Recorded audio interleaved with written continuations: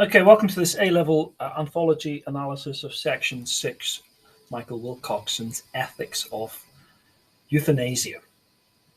The problem is particularly acute with premature babies. If a baby is born very premature, a doctor might have to consider whether they have a duty to save the baby. Some argue that morally they may withhold treatment either as a form of passive euthanasia, a form of non-voluntary euthanasia, or simply letting nature take its course.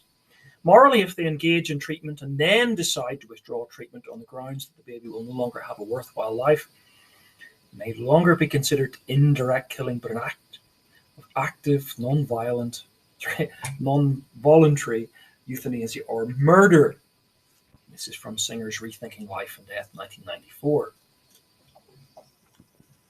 So, let's consider and let's do this.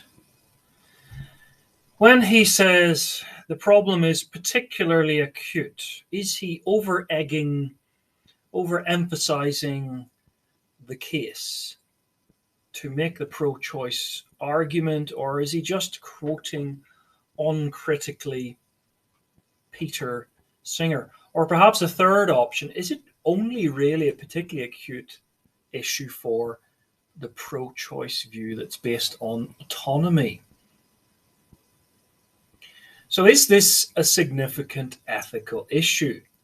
Well, if you're pro-choice, it probably is. It's actually less acute, probably, if you are someone who believes in the sanctity of life. What would the pro-life view then be? Well, if babies die if their parents don't feed them. Prem babies will die if doctors don't intervene, but doctors all the time decide patients are too sick to be treated. Withholding treatment, because the medicine is too expensive, is well understood, but basic care, isn't a problem. Food isn't that expensive. Nurses can still attend to palliative care. Prem babies can have nursing care only because it's just really expensive. The equipment is really specialist. The number of doctors and nurses per baby goes exponentially up the earlier the prem baby is. After 28 weeks, down to 24 weeks, it's sort of one doctor per baby 24 hours a day. And many third world hospitals just can't do this. What we can do in neonatal units in the West. But that doesn't mean they're being unethical. Saving life is what the aim is. You can still care for the dying. It's not either or. Now, if we continue on and look at this, he says a doctor might have to consider whether they have a duty to save the baby.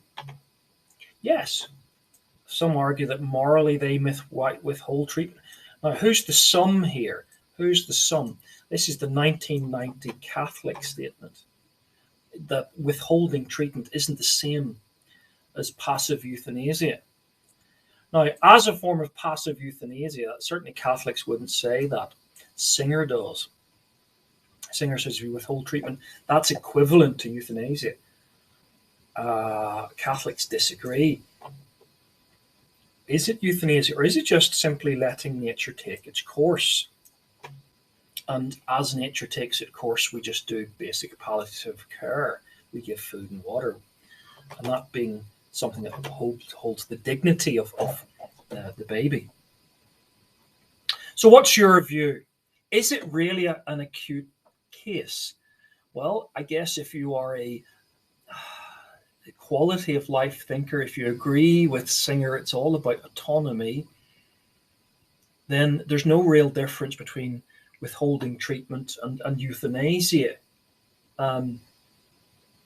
But if you're a sanctity of life thinker, Catholic natural moral law ethicist, then sometimes you just only can let nature take its course because it's just too much to do, and you're not obligated.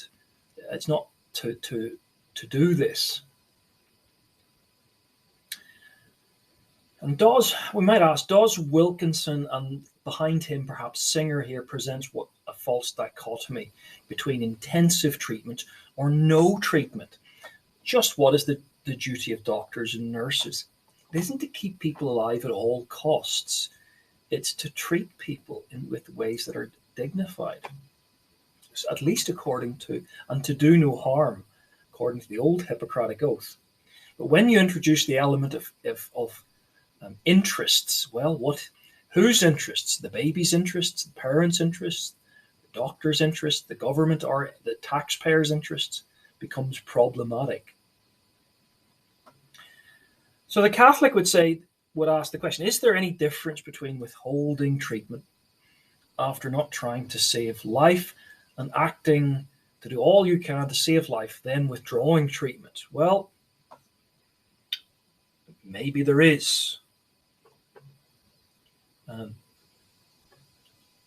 Now this next bit. So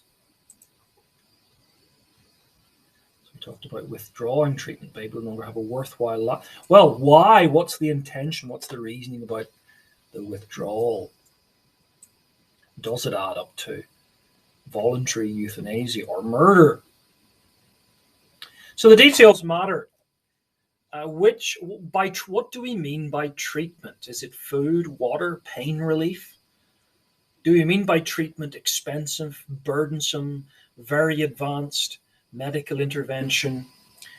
Doctors are well acquainted with grading treatments, with either saying we'll do intensive intervention with the hope, with the probability, with the possibility that we might sustain life, and they're well aware of managing both their own emotions and response and parents' expectations about medicine. And it seems this is a little bit confused, but what is your view on this? Is it a particularly acute situation? Are babies an acute, or is this playing with our emotions and our understanding about whose interests? Should we talk about interest? Should we talk about what's in terms is sacred, the sanctity of life or the quality of life? So is Singer in the end probably right? But is he unhelpfully conflating intentions and actions?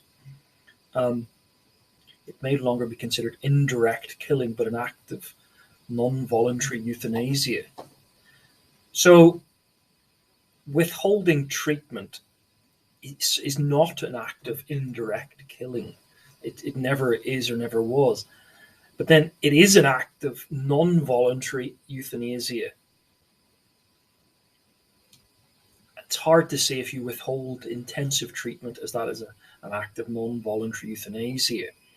It would be an act of non-voluntary euthanasia if you withheld food and water and basic nursing. That's unconscionable. Of course it is.